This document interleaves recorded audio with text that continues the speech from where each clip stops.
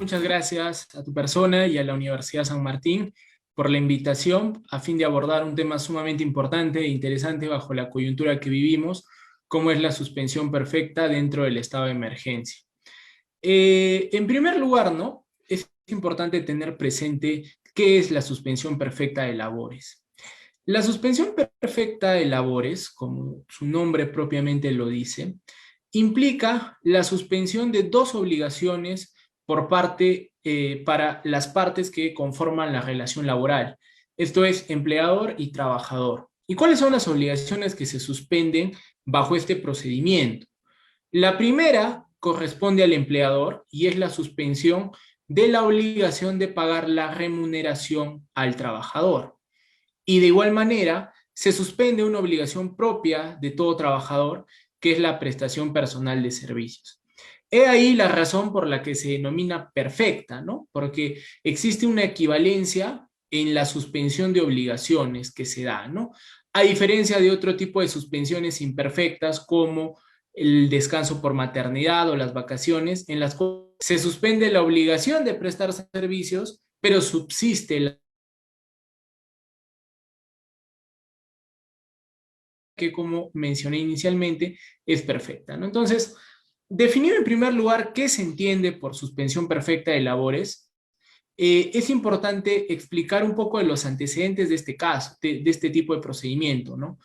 Evidentemente, en primer lugar, debemos precisar que la suspensión perfecta es un procedimiento que ya existía antes de la declaratoria del estado de emergencia sanitaria.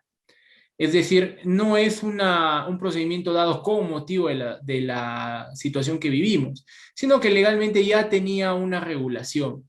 Sin embargo, este tipo de procedimientos han tenido una reticencia por parte del Ministerio de Trabajo al ser aprobados y de la misma manera por parte de los empleadores, ya que digamos que no era un procedimiento muy común en las empresas, ¿no? Muchas veces se han solicitado procedimientos de suspensión y han sido rechazados. Entonces, sin embargo, las circunstancias han cambiado y el derecho, evidentemente, como toda ciencia social, se adecúa a la realidad que vivimos. Y es esa la razón por la cual la suspensión perfecta ha tenido una revalorización como institución jurídica debido a la necesidad de muchas empresas de abaratar sus costos laborales o aligerar la carga tan fuerte que han afrontado en estos meses de inmovilización social y todas las restricciones que hemos vivido, ¿no? Entonces, ideas claras, ¿no? La suspensión perfecta implica el cese de las obligaciones por parte del empleador y del trabajador respecto al pago de remuneraciones y a la prestación de servicios.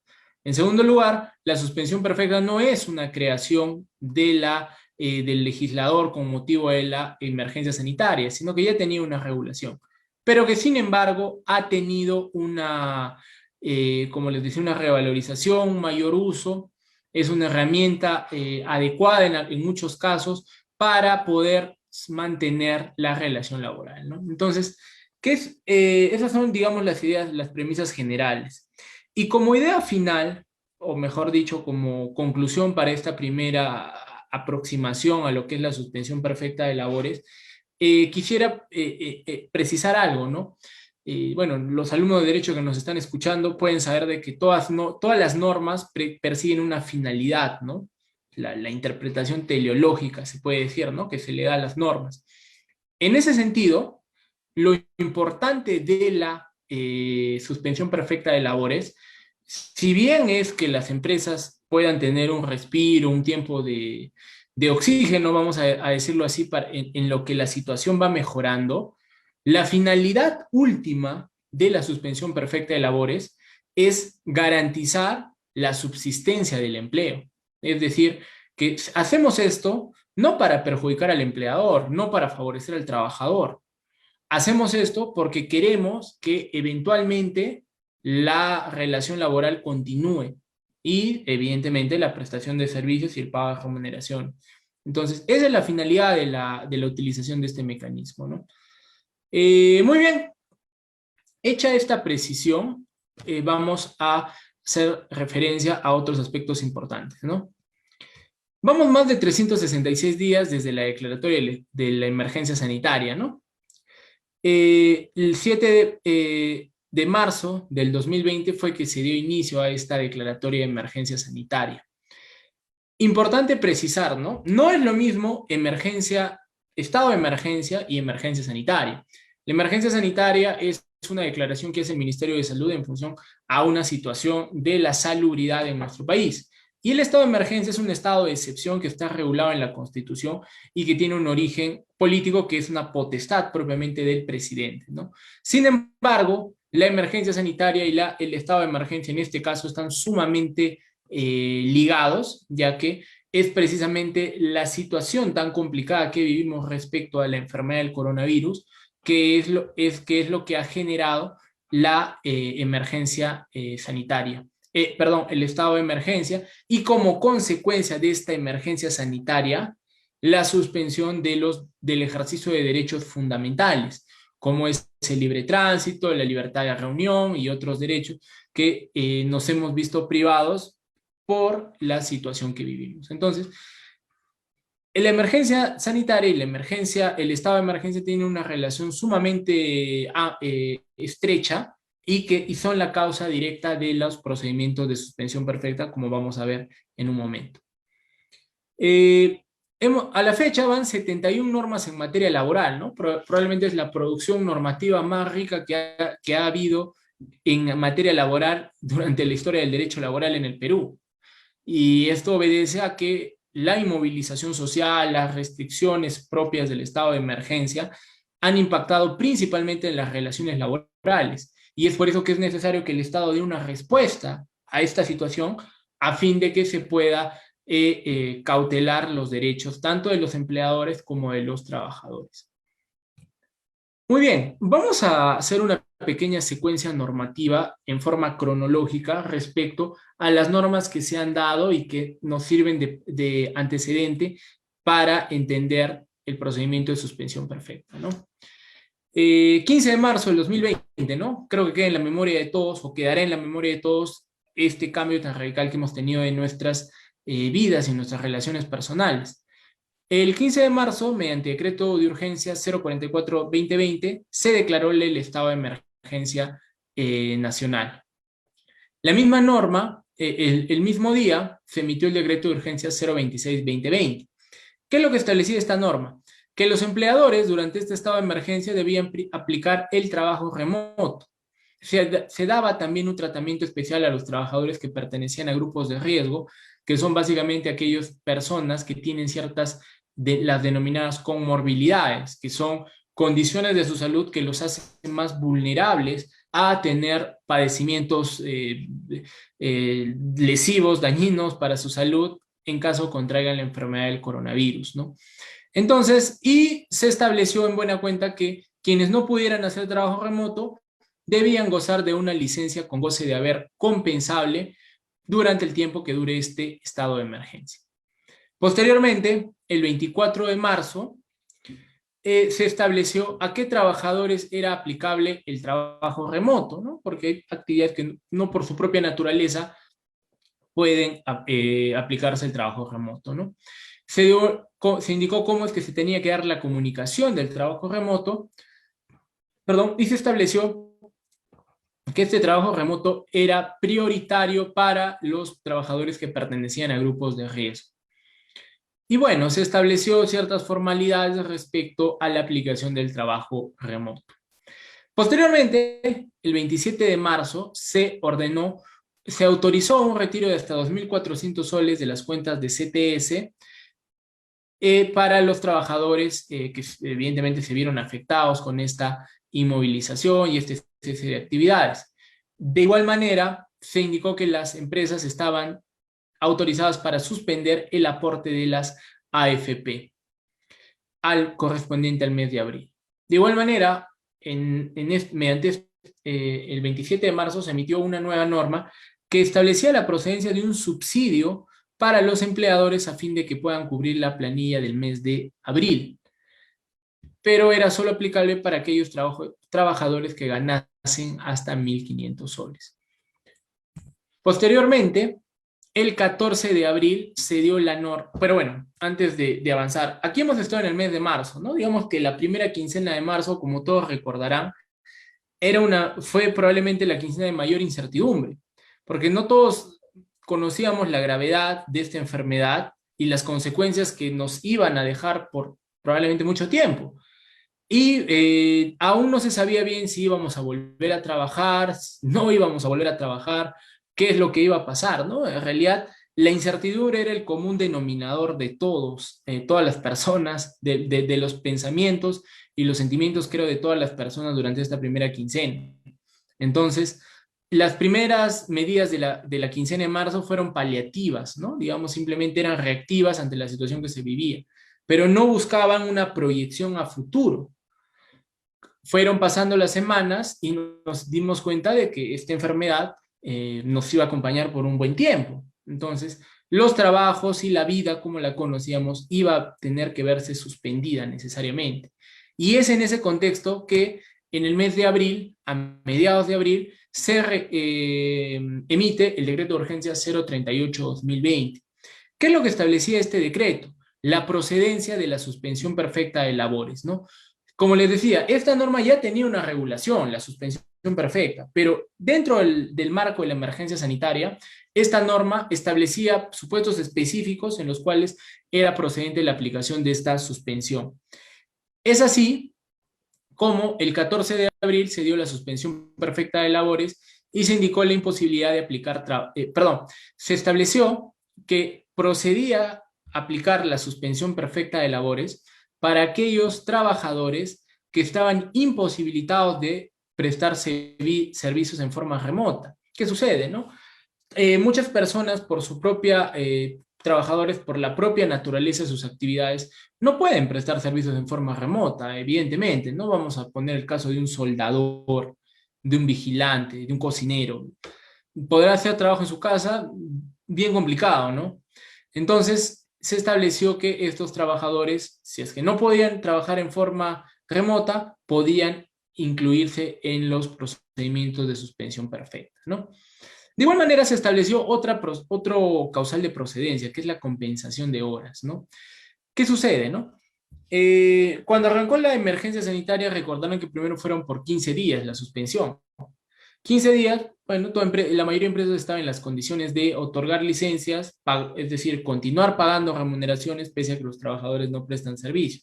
Y después en algún momento ya las iban a recuperar. Sin embargo, a medida que fue pasando el tiempo, hubieron trabajadores que acumularon un mes y medio de licencias con goce de haber. Entonces llega un punto en el cual un trabajador debe tantas horas a la empresa que ya es irrazonable. O sea, el trabajador tendría que trabajar 5 años en la empresa probablemente para pagar todas las horas que ya debe a la empresa. Entonces, en esos casos, cuando es ya irrazonable continuar dando una licencia con goce de haber, también podía llevarse al trabajador a la suspensión perfecta. Y probablemente la tercera causal es la más común para todas las empresas y es la afectación económica, ¿no? Empresas de servicios, empresas de entretenimiento, de atención al público, fueron las más golpeadas durante la emergencia sanitaria. Y todo eso, evidentemente, se refleja en una disminución considerable de sus ingresos. Y si no hay ingresos, no hay cómo pagar planillas o a los trabajadores. Entonces, las empresas que se vieron afectadas económicamente podían también irse a la suspensión perfecta.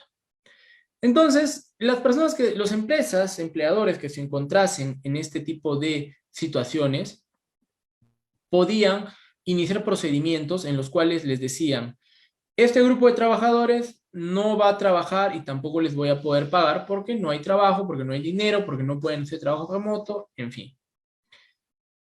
También, mediante esos, digamos, son los supuestos de procedencia. Esta norma también estableció cuál era el procedimiento para obtener la autorización para realizar la suspensión perfecta. Y en buena cuenta, ¿en qué consiste ello? La suspensión perfecta es algo que depende solo del empleador. Simplemente hay que comunicar al trabajador que van a estar en suspensión y después de eso hay que comunicar al Ministerio de Trabajo. Después de ello, va a llegar en teoría se tiene que iniciar una fiscalización por parte de SUNAFIL que va a dar que va a tener como final que se apruebe o que se desapruebe la solicitud de suspensión perfecta. Pero una precisión, el hecho de que se apruebe la suspensión perfecta no implica que no se aplique la suspensión perfecta. Yo aplico la suspensión perfecta, pero yo tengo que esperar 1 o 2 meses recién para saber si la han aprobado. Si la aprueban, todo bien, pero si la desaprueban, yo tengo que pagar a mis trabajadores las remuneraciones que no les pagué durante el tiempo que apliqué la suspensión perfecta. Entonces, digamos que esta norma daba los puestos de procedencia y el procedimiento a seguir. Y bueno, como medidas paliativas para este tema de la suspensión perfecta, se indicó que los trabajadores que estuvieran incluidos en estos pedidos de suspensión continuarían percibiendo su prestación de sus atenciones en salud, pese a que el empleador ya no realizara las aportaciones. Se permitió también un nuevo retiro extraordinario de 2.000 soles para los trabajadores que ganaran no más de 2.400 soles de su CTS. También se autorizó un retiro de 2.000 soles también de las AFP, un pago adelantado de CTS y gratificación en julio si es que no había cuenta de CTS, y prestaciones económicas, reflejadas en un bono de 650 soles, solo para las empresas trabajadores que pertenecían a micro y pequeñas empresas, ¿no? Entonces, estas fueron las medidas que se dieron inicialmente para ya ver cómo íbamos a aguantar esta situación los primeros meses de la pandemia. El 21 de abril se emitió el reglamento de esta norma, ¿no?, que complementa muchos de los aspectos que estoy mencionando. Por ejemplo, se precisó qué se entiende por no poder aplicar trabajo remoto, ¿no? Y se decía, por ejemplo, de que era para aquellos trabajadores que desarrollaban sus actividades con maquinarias, con equipos que se encontraban dentro del centro de trabajo. Y el tema de la afectación económica. En el tema de la afectación económica se establecieron ratios. ¿Y qué es lo que había que hacer, ¿no? ¿Cómo yo determino si tengo una afectación económica o no? Cojo el total de ventas de mi empresa del último mes, lo divido entre la cantidad de trabajadores que tengo y eso me va a dar un resultado. Ese mismo resultado, esa misma operación, la aplicaba para el mismo mes, pero de un año atrás. Entonces, al final iba a comparar, ¿no? Si la diferencia era más de 5 o de 6, procedía a la suspensión. Si no, no. Esa es en buena cuenta la afectación económica, ¿no? Que se mide en base a las ventas. De igual manera, se establecieron la obligación de aplicar medidas previas antes de irte a la suspensión perfecta, ¿no? La norma nos decía que esta suspensión perfecta era una medida última, ¿no? O sea, digamos, era algo que ya se hacía, si es que ya, pues bueno, ya no hay más que hacer, bueno, pues vamos a la suspensión. Pero no es, digamos, la regla. Entonces, antes de llegar a eso, ¿qué es lo que nos decía la ley?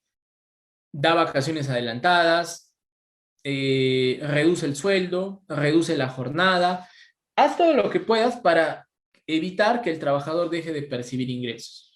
Pero bueno, la norma es muy interesante en su texto, pero lo cierto es que la realidad que vivimos ha sido bien complicada. Dios gracias, ha mejorado, todavía no hemos salido, pero en su momento fue muy complicada, ¿no? Entonces, se necesitaban medidas más fuertes para paliar esta situación. Y bueno, se hizo precisiones a los procedimientos y posteriormente, el 30 de abril se emitió otra norma haciendo precisiones. Y una precisión sumamente importante es que los trabajadores que pertenecían a grupos de riesgo no podían estar incluidos en estos pedidos de suspensión. Es decir, si yo soy una persona con diabetes, con algún problema coronario, con mayor de 65 años, no puedo estar en suspensión perfecta y me tienes que continuar pagando mi remuneración o darme trabajo remoto. Entonces, la norma, digamos, a partir de la primera quincena de abril tuvo varias precisiones, ¿no? Hubiera sido bueno de que la norma y el reglamento y estas complementarias salieran en una sola norma, porque hubieron empleadores que inicialmente incluyeron a personas de grupo de riesgo y luego los tuvieron que sacar. Hicieron los ratos de una manera y bueno, después hicieron precisiones. Entonces, eso hubiera sido lo ideal, ¿no? Pero también siendo completamente honestos y empáticos también con el Estado, más allá de las críticas que uno puede tener, ha sido una situación sumamente atípica, ¿no? Entonces, no hay antecedentes, no hay una forma clara de poder medir si lo que se hacía está bien o está mal. Lo cierto es que se buscaba una respuesta.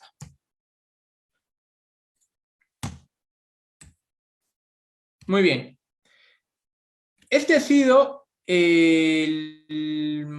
digamos, el antecedente normativo respecto a lo que ocurrió con la suspensión perfecta de labores, ¿no? Vemos que inicialmente se dieron medidas que solo buscaban garantizar que los trabajadores sigan recibiendo sus ingresos en la primera quincena de marzo hasta la segunda quincena de abril. A partir de la segunda quincena de abril ya nos empezamos a dar cuenta probablemente que esto tenía para rato. Entonces se dieron esta posibilidad de aplicar la suspensión perfecta, con supuestos específicos, con cierta claridad en las normas y ciertas precisiones. Muy bien, este estado de emergencia que hemos vivido, o que vivimos aún, ha traído definitivamente cambios en el derecho laboral, principalmente en las relaciones laborales. Hoy en día, antes el trabajo remoto o teletrabajo, que es como estaba regulado, como está regulado todavía, era una excepción, ¿no? Eran muy pocas las personas que podían trabajar en forma remota. Hoy en día somos la mayoría los que trabajamos en forma remota y la excepción son las personas que van a trabajar. De igual manera se estableció las licencias con goce de haber compensable, ¿no? Antes las licencias con goce de haber eran bien complicadas porque solo dependían del empleador. Necesito un permiso para estudiar, necesito un permiso para atender un tema personal, en fin, ¿no? Pero en cambio ahora esta licencia con goce de haber en realidad es una obligación que tiene el empleador porque la ley lo dice, no es algo que dependa de su voluntad. Y bueno, una de las novedades de las instituciones jurídicas que se han revalorizado más en este tiempo es la suspensión perfecta de labores, ¿no? Bueno, nunca antes habíamos conocido los trabajadores de riesgo, ¿no? Entonces, hoy en día todos creo que sabemos qué es un trabajador de riesgo. Y bueno, otra novedad, como todos ustedes también deben estar familiarizados, son los planes de vigilancia, previsión y control, ¿no? Probablemente es el documento más importante en los trabajos, ¿no? Ya el reglamento interno, el reglamento de seguridad, el MOF, pasaron a un segundo plano en cuanto a la familiaridad que tienen los trabajadores sin importancia de este documento que el plan de vigilancia y prevención control COVID. ¿Por qué? Porque es el que nos autoriza a reiniciar actividades o a poder continuar prestando actividades. Bien, algunas ideas sobre la suspensión perfecta. Como les había comentado, es una medida excepcional, ¿no? O sea, el empleador debe buscar hacer lo posible para evitar llegar a esta medida. Antes de aplicar esta suspensión, uno debe verificar que efectivamente cumple con los requisitos de esta norma y en función a ello determinar cuáles son los supuestos, ¿no? Uno es por la naturaleza de las actividades, ¿no? Como les decía, si es que no se puede aplicar trabajo remoto, si la licencia con goce de haber es muy irrazonable su otorgamiento. Y la falta de capacidad económica, ¿no? Es importante, muy bien, hasta ahí el tema de los supuestos en los que procedería la suspensión perfecta. Pero hablemos un poco del procedimiento, ¿no? ¿Y cuál es el procedimiento? El procedimiento está en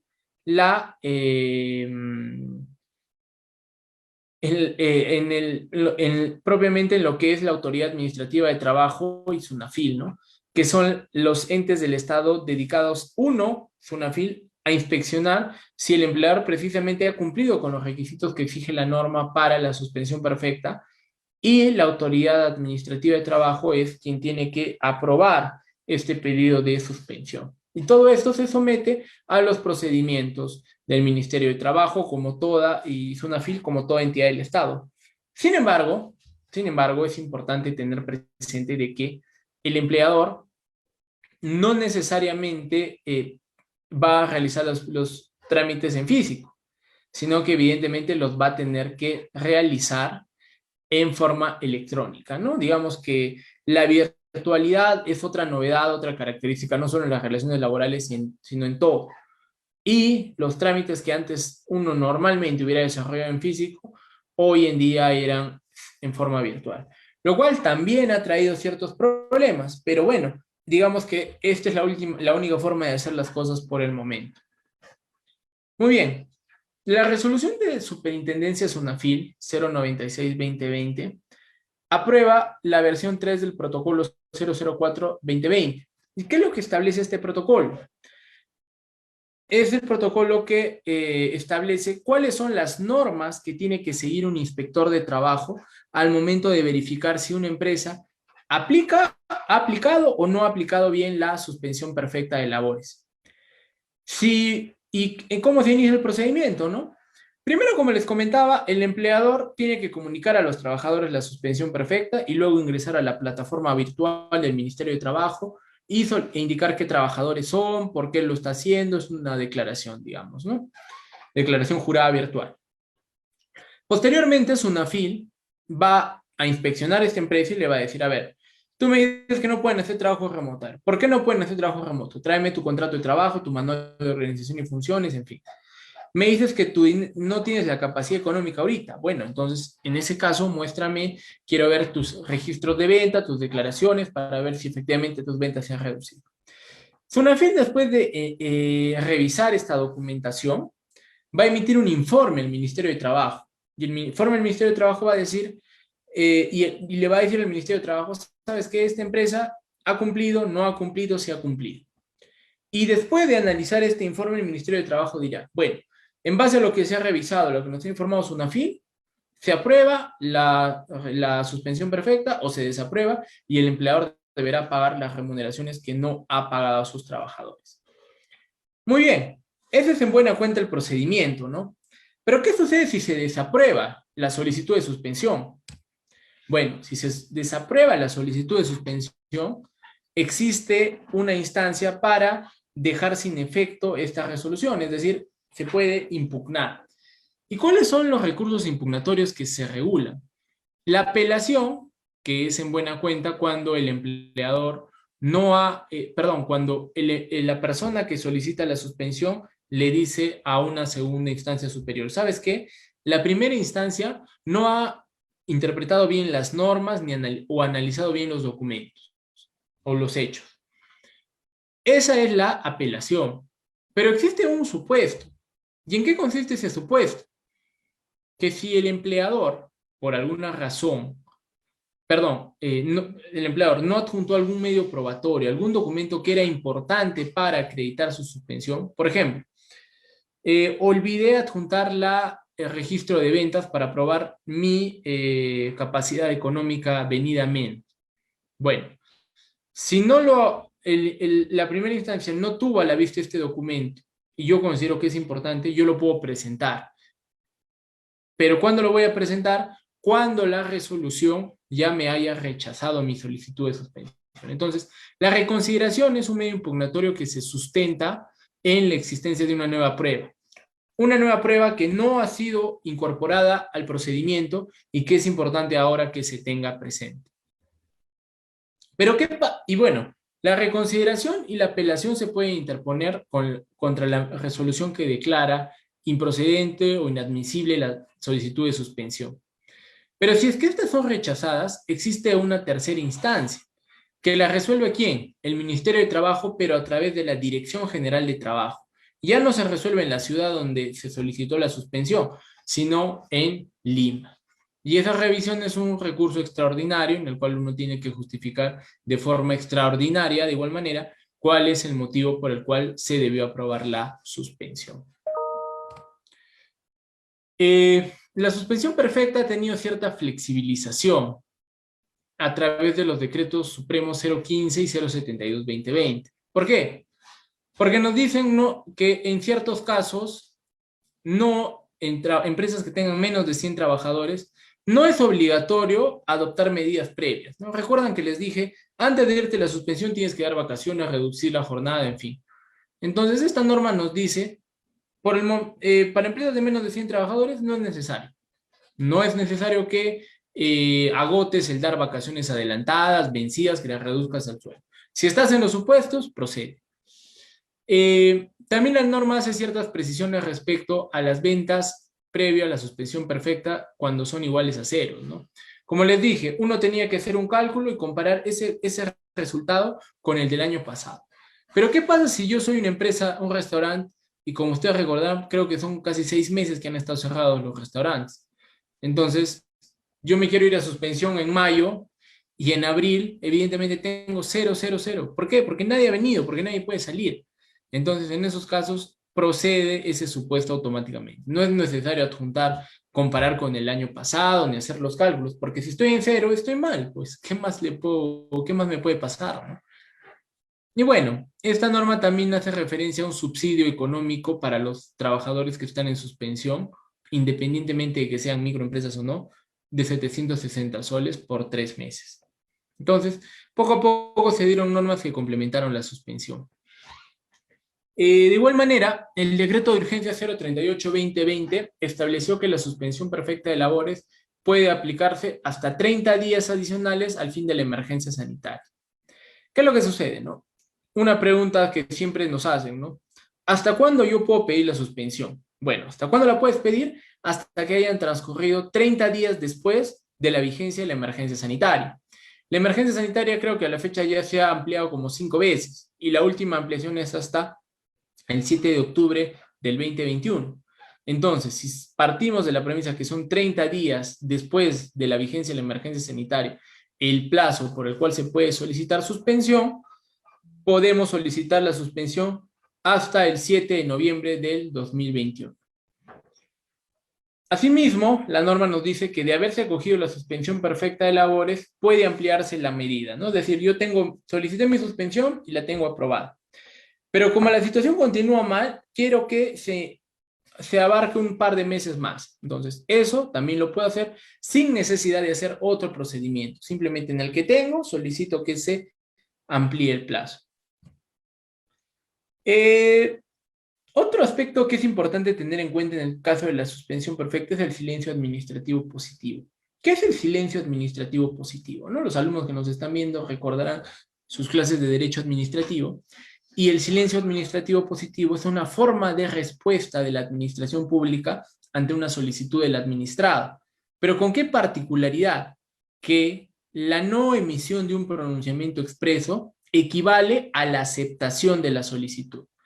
¿Y qué quiere decir eso, no? Esto se ve reflejado en el Decreto Supremo 087-2020 PCM, que establece lo siguiente: todas aquellas comunicaciones de los empleadores sobre suspensión perfecta presentadas a la Autoridad Administrativa de Trabajo se encontrarán técnicamente suspendidas hasta el 10 de junio del 2020. ¿Qué significa eso? Que evidentemente hasta que, los trabajadores de SUNAFIL, los inspectores, también vieron imposibilitadas sus labores.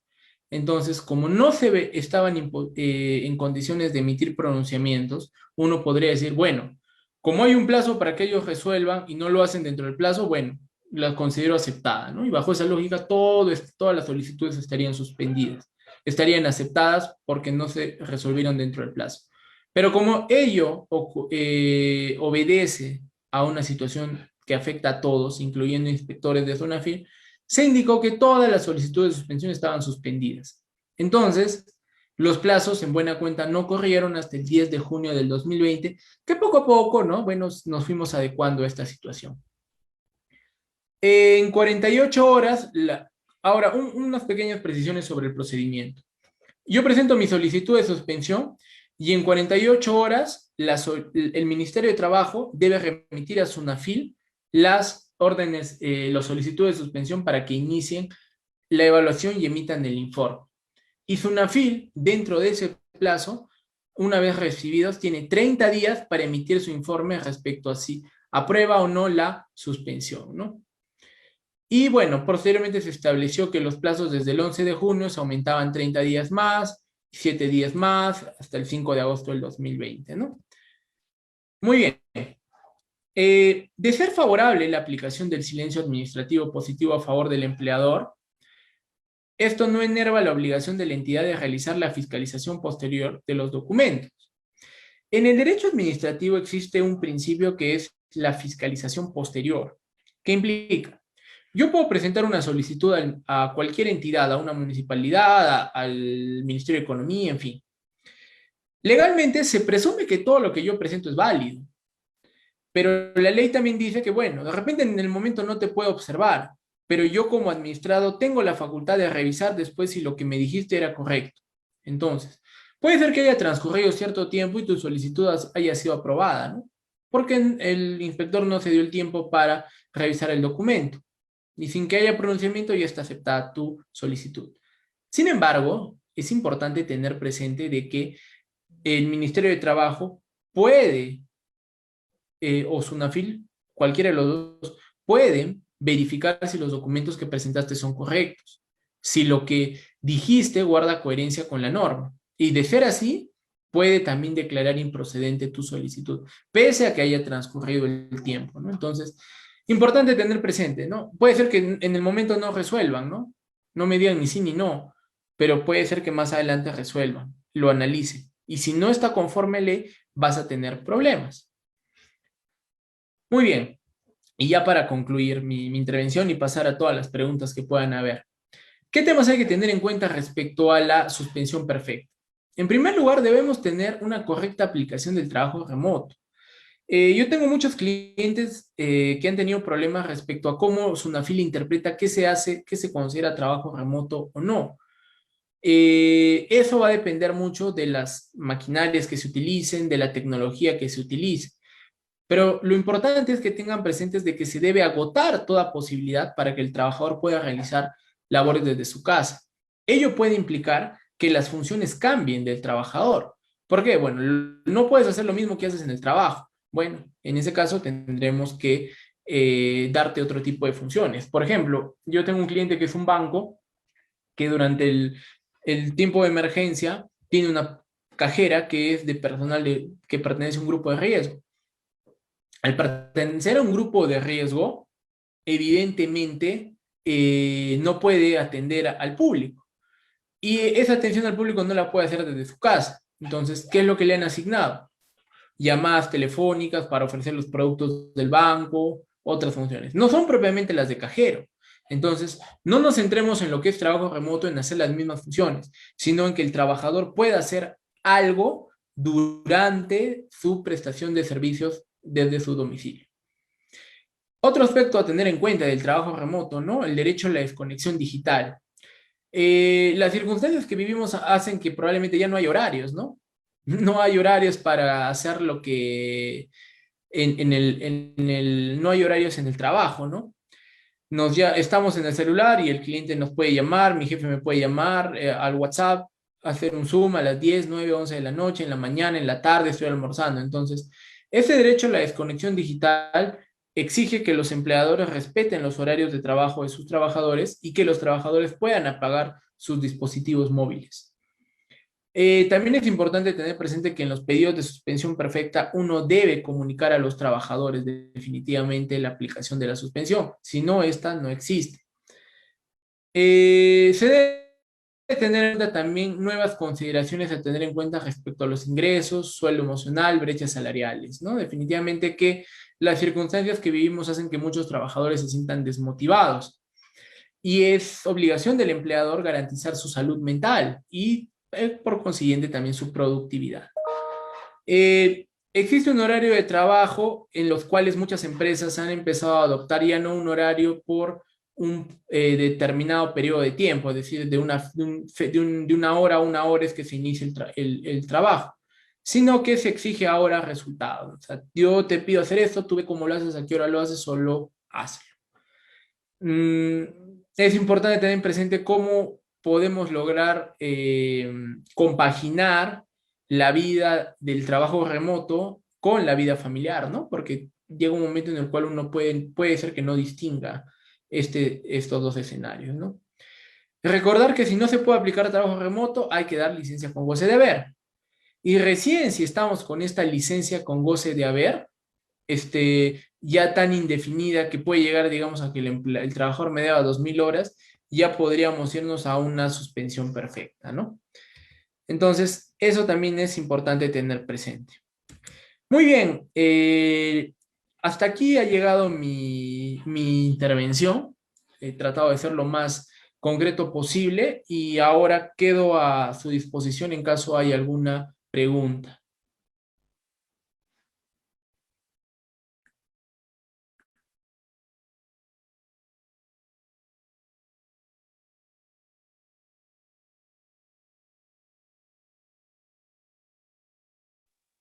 Doctor, buenas tardes. Mientras esperamos a nuestra responsable, a la doctora Lorena Nova, quizás podría explicarnos si esto de la suspensión perfecta se aplica a cualquier tipo de empresa o específicamente tiene que basarse también a las disposiciones del gobierno que ha dado por este estado de emergencia. Ok. Dentro del derecho laboral existen dos regímenes laborales, ¿no? El régimen laboral público y el régimen laboral de la actividad privada. Las solicitudes de suspensión perfecta son aplicables única y exclusivamente a las empresas que pertenecen al régimen laboral de la actividad privada, entendiendo lo que se denomina como empleador. El empleador no es propiamente una empresa constituida como sociedad, como EIRL, como una corporación, ¿no? Empleador es básicamente aquella persona que se beneficia de la prestación de servicios de un tercero en forma subordinada. Entonces, esta lógica, este concepto, en la denominación de empleador podemos encontrar a una persona natural, podemos encontrar a una eh, farmacia, a una ONG, a una institución sin fines de lucro, en fin, a diversas organizaciones que mientras como dije, se satisfagan, se beneficien de la prestación personal de servicios de una persona, van a poder aplicar la suspensión perfecta. Ojo, no basta esto, sino que estemos en los supuestos que regula la norma para que sea procedente. Como dije, que no sea posible aplicar el trabajo remoto por la naturaleza de las actividades del trabajador, que el otorgamiento de licencias con goce de haber sean de tal magnitud, cantidad que ya sea irrazonable continuar otorgándolas porque nunca van a poder ser recuperadas. Y en tercer lugar, que probablemente es la causal más recurrente en las solicitudes de suspensión, que es la grave afectación económica, ¿no? Que es cuando una empresa evidentemente empieza a ver de que sus ingresos no le permiten cubrir los costos que demandan las remuneraciones de sus trabajadores. Muy bien, doctor, muchísimas gracias. Nos alcanza la siguiente pregunta. ¿Qué pasa si el empleador tiene un diagnóstico, pruebas diagnósticas de enfermedad también? ¿Allí funciona la suspensión perfecta? Eso va a depender. Como mencionamos anteriormente, los trabajadores que pertenecen a un grupo de riesgo no pueden ser incluidos dentro de la suspensión perfecta. Pero cuando hablamos de grupo de riesgo, no hablamos en forma general a cualquier trabajador que tenga una condición en su salud, sino a aquella condición de su salud que lo hace vulnerable a tener mayores consecuencias negativas en caso contraiga el coronavirus. Por ejemplo, la resolución ministerial 972-2021 establece qué se entiende por grupo de riesgo y quiénes son los trabajadores que están dentro del grupo de riesgo o las personas que están dentro del grupo de riesgo. Personas que sufren de enfermedades coronarias, inmunosupresiones, personas que son mayores de 65 años, que tienen diabetes, enfermedades respiratorias. Entonces, si alguna de esas personas, trabajador, se encuentra con una de estas afecciones, no puede ser incluido en las solicitudes de suspensión. Es decir, el empleador tendrá que disgregar del universo de trabajadores que se van a suspensión a estos trabajadores. Ahora, si yo tengo otro tipo de afección, como por ejemplo, he sufrido un accidente y ahora tengo mi pierna y no puedo herida y no puedo movilizarme, ¿no?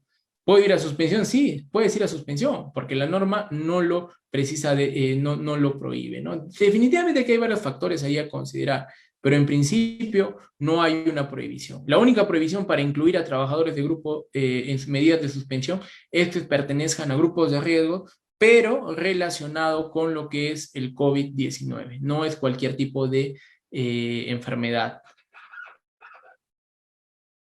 Doctor, la siguiente pregunta dice, ¿qué sucede si el empleador no ha cumplido con notificar o enviar la comunicación al colaborador sobre la suspensión perfecta? ¿Existe alguna Bueno, sanción? Mire, si no se ha cumplido con solicitar, con comunicar al trabajador, estamos hablando del incumplimiento de un requisito fundamental para la procedencia de la solicitud. Entonces, si no se ha hecho ello, la solicitud de suspensión va a devenir en improcedente.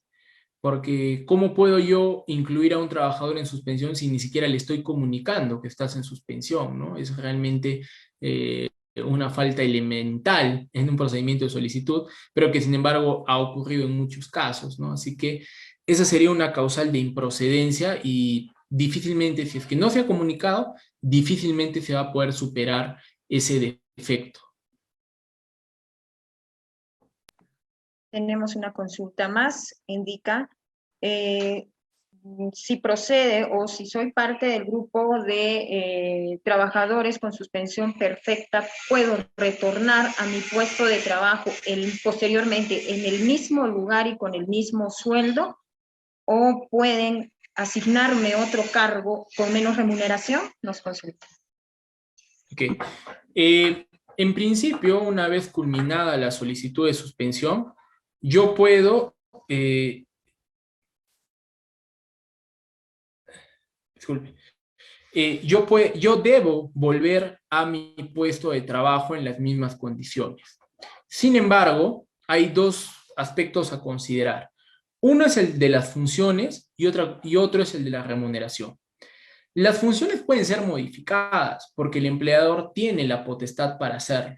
Pueden ser, y es algo que ha ocurrido, que bajo esta emergencia sanitaria, muchas empresas no han, hay muchos puestos que han desaparecido porque ya no se pueden cumplir, ¿no? Principalmente los de atención al público. Entonces, para yo reinsertar, reubicar a estos trabajadores que se desempeñaban en estos puestos, puedo otorgarles otras funciones. Eso parte del poder de dirección que tiene el empleador. Eso depende solo del empleador. Claro está, las funciones tienen que ser de la misma naturaleza y categoría de las que desempeñaban, ¿no? O sea, digamos, yo no voy a ir de un puesto, digamos, de supervisor a un puesto ahora de ayudante, ¿no? Tienen que tener cierta equivalencia en cuanto a la categoría y a la naturaleza de las funciones. Pero en ese aspecto es bastante relativo. Pero lo importante y respondiendo a la pregunta es que el puesto puede variar, existiendo obviamente una justificación para ello. En cuanto a la remuneración tiene una protección constitucional y una naturaleza intangible. Bajo ese supuesto, el empleador no puede reducir la remuneración del trabajador, salvo que el trabajador la autorice por escrito, porque hay una ley antigua, pero que lo permite, y en ese caso sí podría reducirse la remuneración. Con la precisión de que si el trabajador autoriza la reducción, esta remuneración no podría ser menos al sueldo mínimo vital, pero sí se podría. Entonces, puntualmente respondiendo a la pregunta, la función sí puede cambiar siempre y cuando existe una justificación para ello y las nuevas funciones sean de una naturaleza similar y de similar categoría. La remuneración no puede reducirse y tiene que ser la misma, salvo que el trabajador lo autorice por escrito. Doctor, una consulta más. Dice, ¿la reducción de horas de trabajo también genera una reducción de salario? Ok. No, la reducción de horas nuevamente es algo que compete únicamente al empleador. El empleador, si desea, reduce las horas, pero lo que no puede reducir es la remuneración, salvo que el trabajador la autorice. Ahora, en la práctica, muchas empresas están haciendo eso, ¿no? Como digamos ya sus horarios de atención también se han reducido, dicen la jornada también se reduce, y conversan con los trabajadores y les dicen, no, mira, vas a ganar menos, pero también vas a trabajar menos, ¿no? Entonces, firman convenios en los cuales los trabajadores autorizan. Pero si es que el trabajador no quisiera, la remuneración no se va a poder reducir. La jornada se reducirá, pero la remuneración no. Muy bien, doctor Miguel Núñez, muchísimas gracias por acompañarnos el día de hoy en el consultorio jurídico. Gracias a todas las personas que también han estado participando con sus interrogantes. Doctor, lo dejo para que usted se pueda despedir de nuestro público y del consultorio jurídico. Muchas gracias, Lorena. Bueno, Espero de verdad que haya sido lo suficientemente clara la exposición y que hayan podido aclarar sus dudas. Las circunstancias que vivimos son tan especiales que requieren también respuestas bastante especiales, sui generis en muchos casos, pero lo importante es que mantengamos siempre la coherencia en cuanto a las acciones que tomamos con los marcos normativos y los principios del derecho del trabajo, ¿no? Esto en un momento va a pasar y lo cierto es que nos van a quedar muchas normas que enriquecen nuestro conocimiento jurídico y son una respuesta a la situación que vivimos, ¿no? Les agradezco infinitamente la invitación y hasta una próxima oportunidad. Muy bien, muchísimas gracias al doctor Miguel Núñez del Estudio Jurídico Muniz y también docente de nuestra casa universitaria. Quiero recordar a todos nuestros espectadores que el día de hoy tenemos la charla Joven Emprendedor, SUNAR y las Startups. Esto a partir de las 6 de la tarde. Asimismo, también quiero alcanzarles la siguiente invitación. Es un tema muy importante es un webinar a partir de las 6 de la tarde sobre OSINT. Conjunto de técnicas y herramientas para recopilar información pública, correlacionar los datos y procesarlos, aplicable, ¿no?, en los análisis e inteligencia a la gran cantidad de información pública accesible en Internet con el objetivo de extraer conclusiones útiles para una investigación, un monitoreo, una campaña de marketing. Bien, los invitamos a estas dos actividades a partir de las 6 de la tarde. Pueden unirse en los enlaces que figuran en la página de Facebook y también seguirnos a través de la página de Facebook. Y a las 7 de la noche, Ventana Agraria. Bien, nosotros nos vemos el próximo viernes a partir de las 4 de la tarde en el consultorio jurídico. Muchísimas gracias, nos vemos y hay que cuidarnos todos. Hasta pronto.